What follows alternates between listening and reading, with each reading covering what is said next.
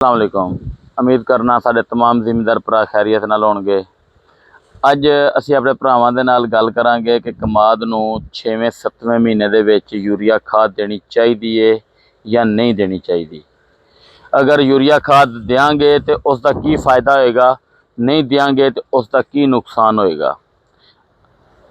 भाईजान, जिवें कि तुहाडे सामने अजकल टैंपरेचर तकरीबन 45 तो 50 तक जा रहा है।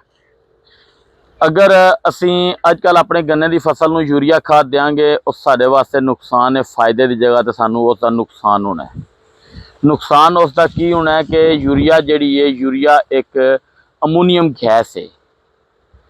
अमोनीयम दे नाल ये यूरिया खाद बनती है।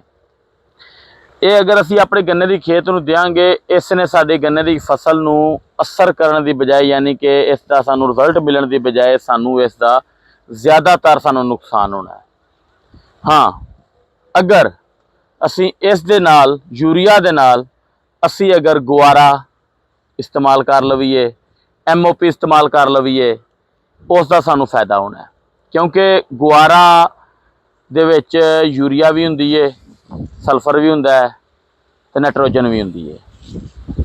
उस तो बाद MOP जिहड़ी है उस दे विच पोटाश वगैरह हर चीज़, यानी कि पोटाश, नाइट्रोजन, खाद, यूरिया जिहड़ी है, सल्फर, ये चीज़ां पोटाश दे विच हुंदियां ने। उस दे नाल ये वे कि अगर असी इस दे यूरिया दे नाल अपनी गन्ने की फसल नूं गुआरा या MOP देंगे तो उस दे नाल ये वे साडा गन्ने का जिहड़ा खेत होएगा, इसनूं ग्रोथ मिलेगी। इसनूं यानी कि सानू उसका जिथे सानू 10% यूरिया का रिजल्ट मिलना, सानू उत्थे ज़्यादा तो ज़्यादा 70 तो 80% सानू रिजल्ट मिल सकता है।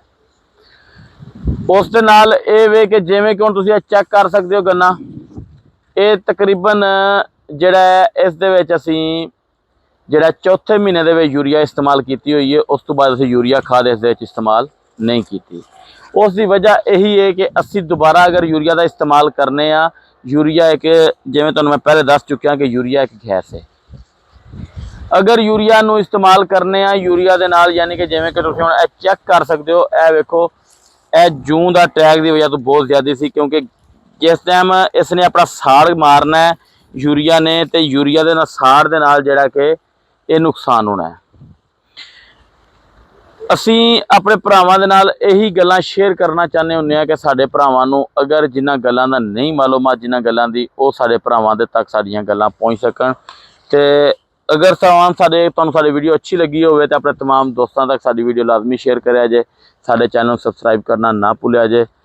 बैल आइकॉन दे बटन नूं लाजमी दबाया, जिहड़ा कि साडी हर आने वाली वीडियो साडे भरावां तक पहुँचे। जी, अस्सलाम वालेकुम।